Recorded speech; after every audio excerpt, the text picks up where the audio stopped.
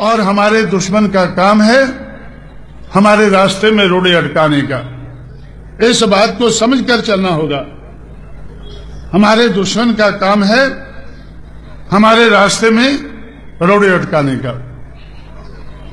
और हमारा दुश्मन हमें रास्ते से बहकाना चाहेगा, रास्ते से हटाना चाहेगा, रोड़े भी अटकाएगा, लालच भी देगा। जैसे मायावती को 6 महीने के लिए मुख्यमंत्री बनाने का तय हुआ, मुझे जब 6 महीने पूरे होने वाले थे तो अटल बिहारी और आडवाणी मुझसे कहने लगे कि मायावती को 5 साल राज करने दो। मैंने उनसे पूछा कि इस मेहरबानी का कारण क्या है? हम तो 6 महीने के लिए तय किया था, आप 5 साल क्यों दे रहे हैं? उन्होंने कहा कि हमें ऐसा लगता है कि बहुजन समाज पार्टी अगर भारतीय जनता पार्टी के साथ मिलकर चुनाव लड़ती है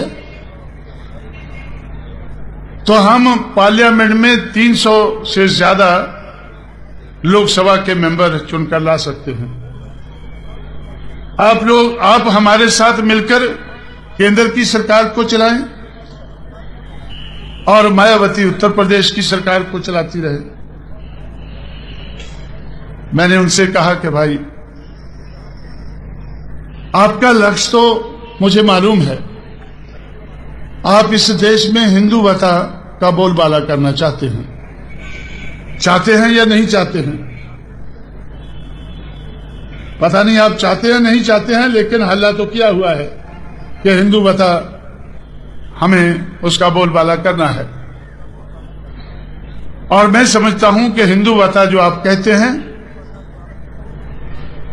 वो मनुवाद का दूसरा नाम है। मनुवादी समाज व्यवस्था को आप टिकाए रखना चाहते हैं। मनुवादी समाज व्यवस्था को कांग्रेस भी टिकाए रखना चाहती थी, लेकिन बगैर बोले हुए। मनुवादी समाज व्यवस्था को सीपीएम सीपीआई भी टिकाना चाहती है, लेकिन इसका जिक्र नहीं करती है।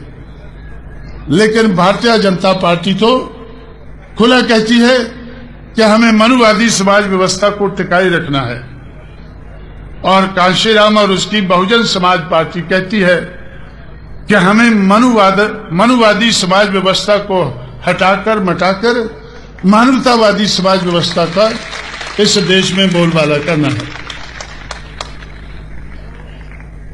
तो इस बात को ध्यान में रखते ही जिस दिन मायावती ने ओथ लिया, उसके दूसरे दिन ही हम लोगों ने परिवर्तन चौक बनाना शुरू कर दिया। हम परिवर्तन चाहते हैं और आप स्टेटस को चाहते हैं। मैं समझता हूं कि स्टेटस को और चेंज, ये दोनों साथ साथ नहीं चल सकते हैं। अगर स्टेटस को रहता है तो बदलाव नहीं होता है, अगर बदलाव होता है तो स्टेटस को नहीं रहता है। अगर स्टेटस को और चेंज ये दोनों साथ साथ नहीं चल सकते हैं तो हमें समझ लेना चाहिए कि बीजेपी और बीएसपी साथ साथ नहीं चल सकती है। ये बात सही है कि बीजेपी हमारे लोगों का वोट हथियाकर, खरीद करके, लूट करके अपनी पार्टी को मजबूत करती है। हम भी आपका सहयोग लेकर अपने आप को मजबूत कर सकते हैं, हमें कोई ऐतराज नहीं है। लेकिन अपने आप को मजबूत करके हम अपना एजेंडा पूरा करना चाहते हैं। हमारे सामने एजेंडा है चेंज का, बदलाव का, परिवर्तन का। अगर हम अपना एजेंडा लागू नहीं कर सकते हैं तो हम सरकार नहीं चलाना चाहते हैं। लेकिन केंद्र में बीजेपी सरकार चला रही है, केंद्र में बीजेपी सरकार चला रही है, और अपना एजेंडा किनारे रखकर वो अपना एजेंडा सामने नहीं ले पा रही है। थोड़ा सा लाती है, सरस्वती सरस्वती करती है तो विरोध हो जाता है। उनको तो उनके सहयोगी सरस्वती भी नहीं करने देते हैं। पता नहीं वो सरस्वती क्या होती है, क्या करते हैं, ये तो ज्यादा वही जानते होंगे।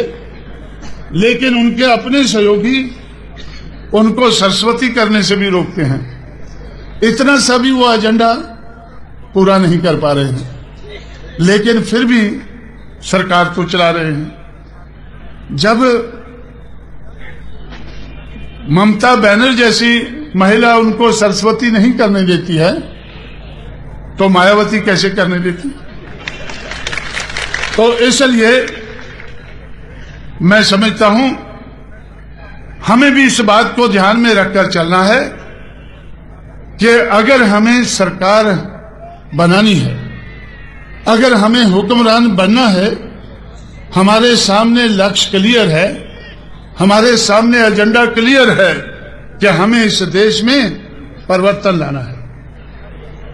अगर हम परिवर्तन नहीं ला सकते हैं तो ऐसी सरकार चलाने से कोई मतलब नहीं है।